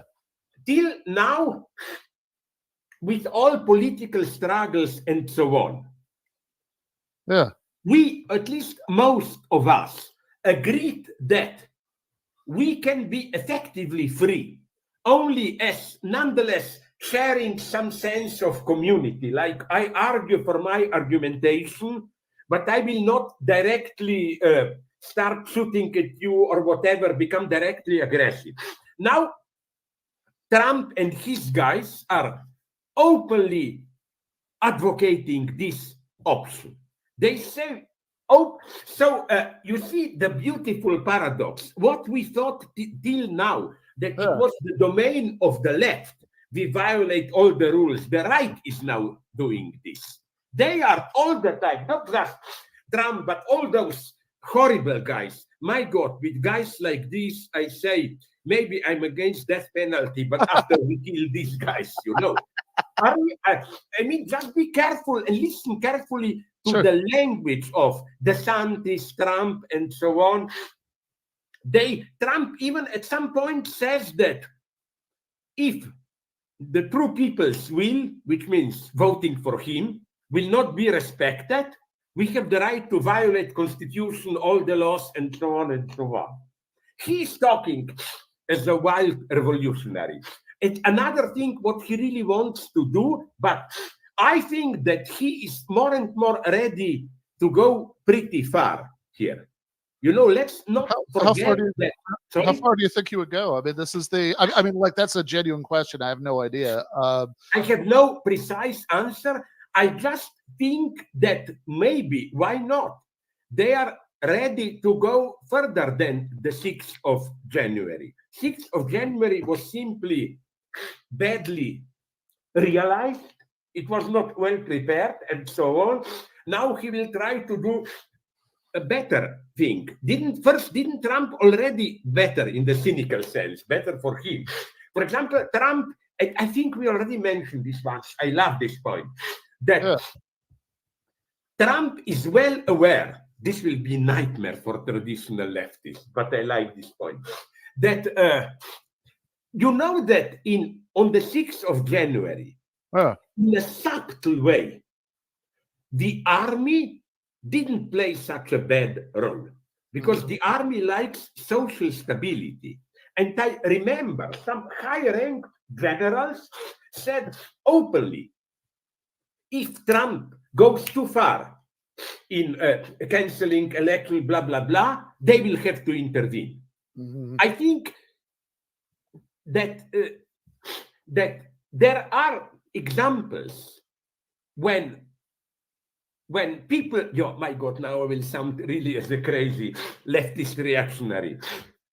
I mean, there is such a deep confusion among the people, the army, not by beating workers, but by guaranteeing a minimum of social order, can play a positive role. And then I went back and noticed how often the army played such a relatively positive role. For example, you remember, no, you don't, you are too young, but I do. When they overthrew in 1970s later, in Portugal, Salazar dictatorship. Yes. Spinola was the general. There, the army did it in a wonderful, totally peaceful way. And it goes to the honor of the army that although they were much more leftist than the result of free elections, they conceded. They calmly withdrew themselves. Or these are the tragedies today. Now we are coming to concrete elements. Yeah. For example, now I will say something horrible, but I think today we are in such deep shit that there should be no taboos, you know. Listen, why now? Trigger warning, horror is coming. What really makes me sad is, do you remember there were in past decades in some Arab countries popular uprisings, which compelled the elite, supported by the army, to allow genuinely free elections, not in any deep Marxist sense, but simply in the sense that people were really free, felt free to vote the way they want. I'm talking here about Egypt, you remember, after the Arab Spring, or already a decade before in Algeria. Yeah. But do you know what happened in both cases? Muslim fundamentalists won. Right. So in Egypt, there was not very totalitarian, but nonetheless very inefficient Muslim Brotherhood regime. And then, this was the irony, those who instigated the revolt against military rule and Mubarak, do you remember, were more or less middle-class young intellectuals who were in this new media, blah, blah, blah. But all of a sudden, they found themselves in a minority, socially even more isolated with the new Muslim fundamentalist order. And the result was what? That when the army moved and deposed the Islamists, they grudgingly accepted it. And I have friends there. They told me, yeah, this guy Sisi, who is the boss of Egypt now, it's horrible. But sorry, it was worth it. Under freely elected fundamentalist rule, it was even worse. Yeah, So I wonder Sorry? about that. Yeah, I mean, in what sense was it worse, though? I mean, this is it. It In seems the sense that, at least in our, okay, I will tell you now something. Okay, I agree. Sorry, I agree with you. When one uses the terms "it was worse" and so on, one should be very specific here. You know, not directly impose our Western ideas of freedom. But the last we can establish in the case of Egypt is that the very force which triggered the revolution then had to make a pact with those against whom they made the revolution. And I go here to the end in another direction. Now that we are all horrified about what Israeli army is doing in Gaza and elsewhere, West Bank to Palestinians, with of course the cooperation of Egypt, because it has this military this military rule that gets silent collaboration of all those reactionary Arab states like Saudi Arabia. Here there is one very limited but nonetheless valuable argument, not for Israel, but against this simple trust in freedom. Look, okay, Israel horror, blah, blah, blah, but why should it be less horrible? Did you read the news? What now, in the last 2 years, Saudi Arabia is doing on the border with Yemen? There are thousands of immigrants, Muslim immigrants. From Somalia, they cross the Red Sea, Yemen, try to enter Saudi Arabia. Saudi Arabia has the bombers, helicopters, guns, they simply shoot them down. And it's the same even with Palestinians now. Nobody wants them. Nobody wants them. I know, of course, this is horrible, the idea that they should be displaced, but how little actual solidarity among the Arab countries there is with Palestinians. But what I want to say this is maybe not surprising, right? Sorry? This is maybe not surprising, right? I mean, if you think about what those Arab states are, I mean, those are, I mean, Saudi Arabia, is this quasi-theocratic. I like it in my cynical sense, Saudi Arabia, because it's the most horrible. Sure, right? That's corruption to extreme. They don't need corruption because the very state is corruption embodied. The king and his family own everything. Yeah. You don't need corruption because mafia family. Right. Always the state is beyond corruption. You don't have to violate the laws. Yeah, well, this is actually a fun point. I remember this is something I'll bring up sometimes. I remember a couple of years ago arguing with this this libertarian about the social housing system in Vienna, and he was saying, "Oh, but there's so much corruption that that like people get ahead of the list because they know somebody."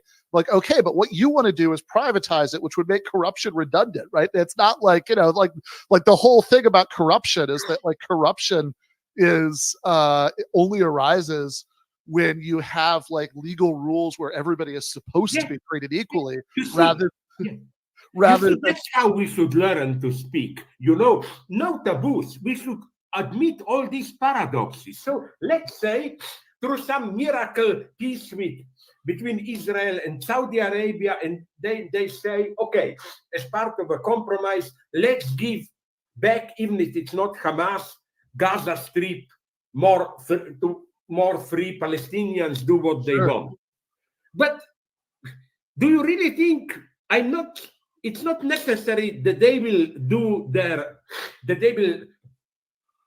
install there some, in whatever sense, genuine democracy? What if the majority is for some slightly more, in our sense, fundamentalist close? Oh, I'm sure they.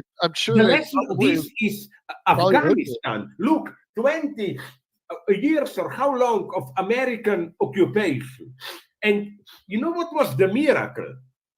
Look at the numbers.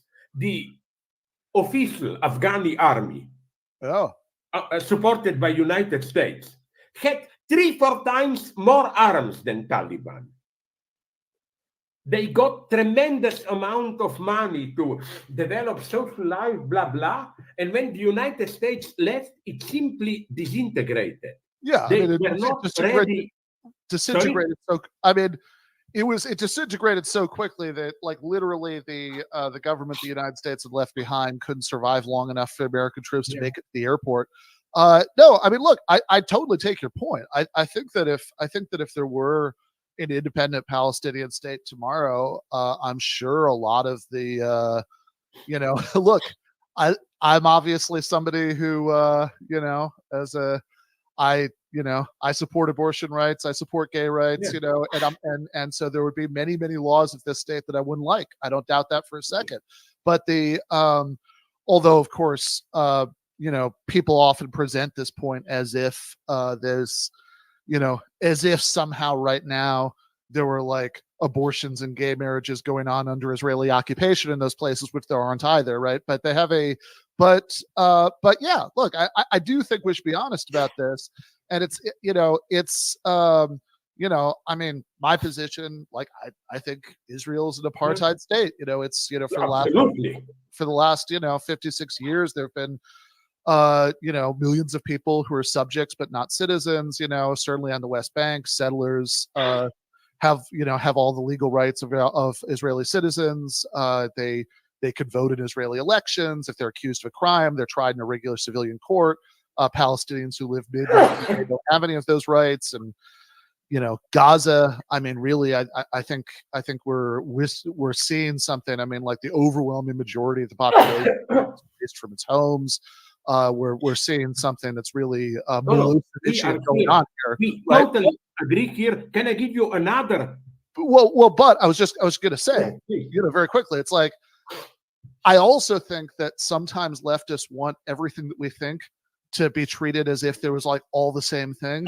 It's like, no, sometimes it's not, right? It's like, I see these like bizarre signs saying like, free Palestine is can't support reproductive justice. You don't support free Palestine and stuff like that. It's like all a little silly because it's like, no, look, I think this is probably mostly a fairly socially conservative religious population. That's okay.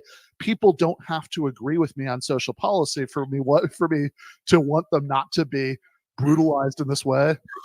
No, I totally agree with you here, and I hope you will appreciate it. Another, I think, nice argument from my many links in Israel, from my friends, Jewish friends, I learned. You know that on the West Bank, but especially among Israeli Palestinians. Palestinians who are Israeli citizens, they were there before 67. Yep. You know that, and that's the true dirty secret of Israel that I know. They are systematically, not so much with brutal violence, as with different subtle pressures, try to, how should I put it, de-intellectualize the enlightened, educated parts of Palestinians. They try to throw them out, go to Jordan, go to other countries, whatever. They want the Palestinian population as religiously fundamentalist and primitive as possible. And that's one of the true tragedies there. Palestinians are, if I may be a little bit cynical from what I learned, Palestinians are the Jews among the Arabs, the most educated. Even now, I got from some friends official data. Do you know that now in Israeli hospitals, there are around 4,000 Palestinian doctors and over 10,000 Palestinian nurses and so on? Okay, they use them because they need them now. But their tendency is precisely to keep Palestinians at that, under quotation marks, primitive level. Because as a friend of mine from Palestine told me years ago, now the real tragedy of Palestinians is that in the last decades, the relatively secular PLO structure disintegrated. The choice is now as somebody between Hamas fundamentalism and PLO corruption. Right. Total lack of initiative and so on. And this is not a chance. This is again they are doing there, Israel at a lower level, the same, you must know it, my old example, the same as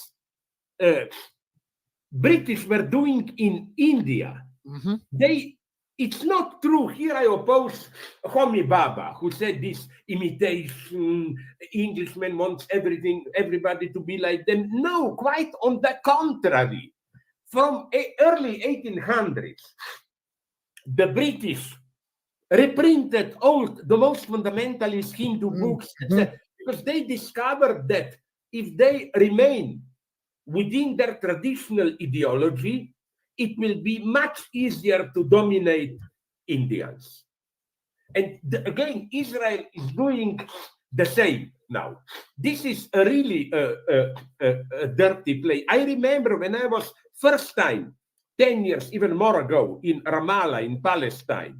My God, there was normal intellectual, like in any normal city, intellectual atmosphere. There were bookstores where you could get all our books in English and so on, debate clubs and so on and so on. This is all gradually disappearing now. It's a big, big tragedy. And now, to conclude, would you swallow this? You know what I'm saying? I wonder if you would agree. I'm not saying this traditional and for me wrong theoretical political judgment.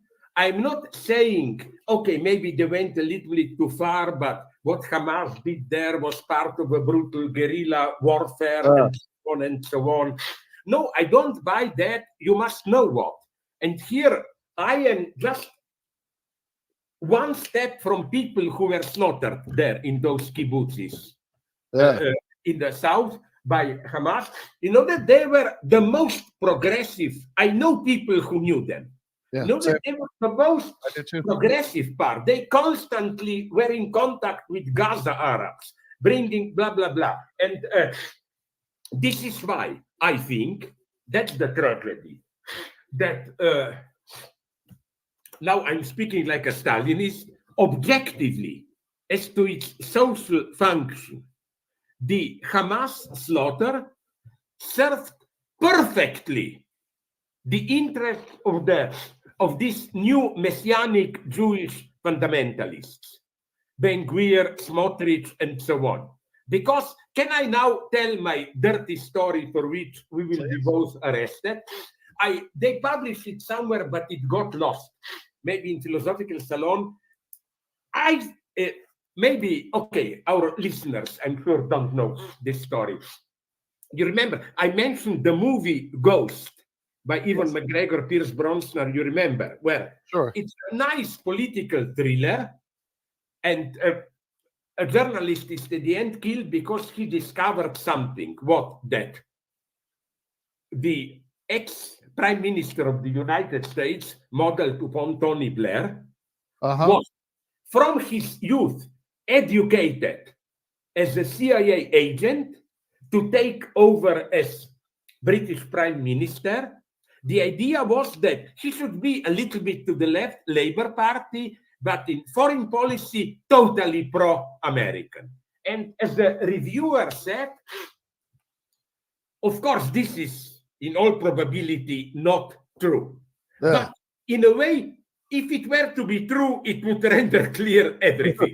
So this fiction which explains everything. And my point would have been, permit me the dirty story, my favorite, that it's horror. And again, to calm our listeners and viewers, I know this is not true, what I will say now.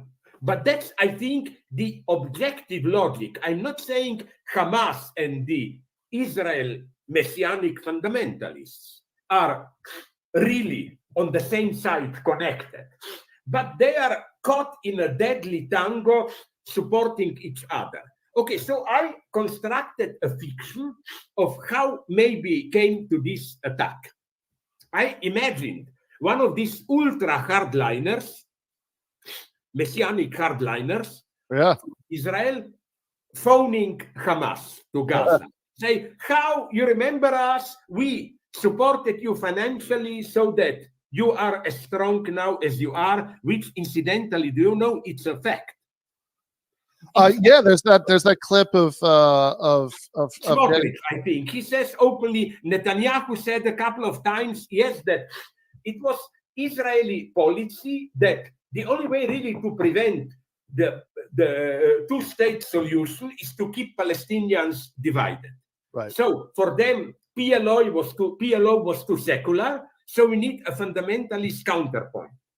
The same, incidentally, that United States did in Afghanistan.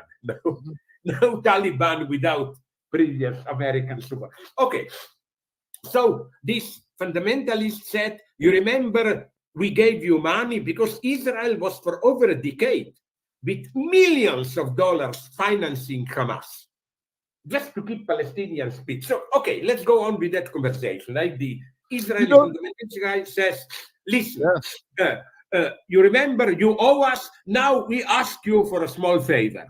And Hamas guy says, okay, what favor?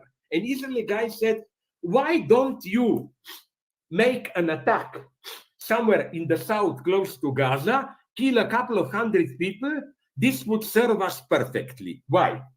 We have two problems in Israel with the fundamentalists. On the one hand, you remember what went on a month ago. Israel was on the verge of a revolt, hundreds of thousands demonstrating against the fundamentalists for the independent court system and so on and so on. So the idea was, says this, Israeli fundamentalists to Hamas, if you do this, it will be war tension, national unity, and all the demonstrations will be over, which incidentally is true now, you know. Right. Slowly, but it's true. And then he says, this Israeli guy, also, we need victims on our side. People have to be slaughtered. Why? So that we can again play the game of we Jews are victims, so that the focus will be on your slaughter there, and we can finish nicely in faster way the ethnic cleansing on the West Bank, which is also going on now in an incredibly accelerated rhythm. Then the Hamas representative says, yes, of course, slaughter the Jews, my God, we'll do it gladly.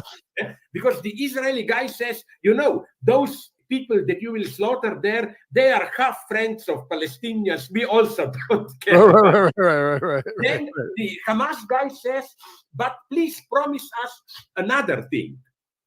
As a revenge, will you bomb us heavily, killing thousands, especially of children, because this will make anti-Semitism explode and so on, you know, and like it will help us in this new constellation. And the Israeli guy answers, okay, that's good, because a new wave of anti-Semitism fits us also, so that we can play the victim again, you know, worldwide anti-Semitism, and go on with our total defense. And then one of them concludes the talk with the famous quote, my version of Casablanca. Let's hope this is the beginning of a beautiful hatred, not friendship. But listen, isn't this didn't happen. It's sure, of course, an obscene fantasy. But isn't this effectively the logic of it? Both sides like this, like the results. Hamas, I think, is, of course, they knew they will not win. Right. But what they wanted, and they succeeded triumphantly, is triggering a new wave of anti-Semitism. It's a worldwide phenomenon. Israel, among the ordinary people, even in the West, Israel is losing. You are bombarded by all those shots from Gaza and by quite touching details. For example, the one that even affected me. You know what are now doing children in Gaza? Mm-hmm. Children who are already not grown up, but like who can do this, 8, 10 years. They carve with a knife deeply into the skin of their arm, their name, because they count that they will die, and so that they can be recognized who they are. Like, this is pretty sad, admit it, no? Yeah. So I think that, and that's what I'm trying to tell to enlightened Israelis. Yes, Israel still may win militarily, because let's be serious, Hamas, and even if Hezbollah joins Hamas, they cannot really militarily beat Israel. What they can do is give an incredible boost to anti-Semitism. I mean, what explode. All right. We've still got, I think, almost half an hour left on the clock, but we do need to go to the post game for patrons. We've got Waz waiting to join us in the post game. I know he has to jet at like 11 East Coast time. So yeah, last half hour is good stuff. We get into a little bit of the 1-state, 2-state stuff. There's there's some very classic Zizekisms in the remaining part. There's some reminiscence about having really god awful hamburgers together in Wales back in the spring. But what we're going to do, I think, is we're going to release the whole thing to patrons pretty quickly, like in the next couple days, and then at some point during our season break, we'll make it public, for everybody, the complete thing. We'll run that. But meanwhile, as I said, we do want to get to the post game. I really love that interview. I actually think it was I think this was genuinely my favorite of the several interviews he's done in the show since that first one in late 2020, midway through GTAA season 1. And I really love that I could share, most of it with you right now to close out season 5. We're obviously about to go to the post game now, as I said. I'm still going to do one last season 5 debate breakdown with C. Derek Varn and Deep State Cuba on Thursday, and one last season 5 philosophy stream with Stefan this Sunday. But after that, our regularly scheduled programming is on break until Monday, January 8th. We've got clips to last us through the break, and we are going to be sharing some original content, such as that last half hour of the Zizek conversation as well, so you don't miss us too much over break. Probably have some pre-recorded conversations to record, over the course of the next few weeks. And I might even do one debate during that time, which, if that happens, I'll obviously share it with you guys right away. But other than that, we will be taking a much needed YouTube break for a few weeks so we can come back rested and refreshed for season 6. And let me tell you now, there's a lot of good stuff coming up in January. We're retooling a few things about how we're doing this between now and then, and expect us to come back stronger, faster, better, and more argumentative than ever. So those of you who are patrons, I'm obviously going to see in like 90 seconds or 2 minutes. We're probably going to try to get started pretty quickly. And in the post game, and there's going to be a lot of good stuff there. But those of you who aren't patrons yet, like I said, your life choices do sadden me. You should become patrons. But I am nevertheless looking forward to seeing you in January. And until then, happy Hanukkah, Merry Christmas, happy Kissinger's in hell, Happy New Year, and most importantly, left is best.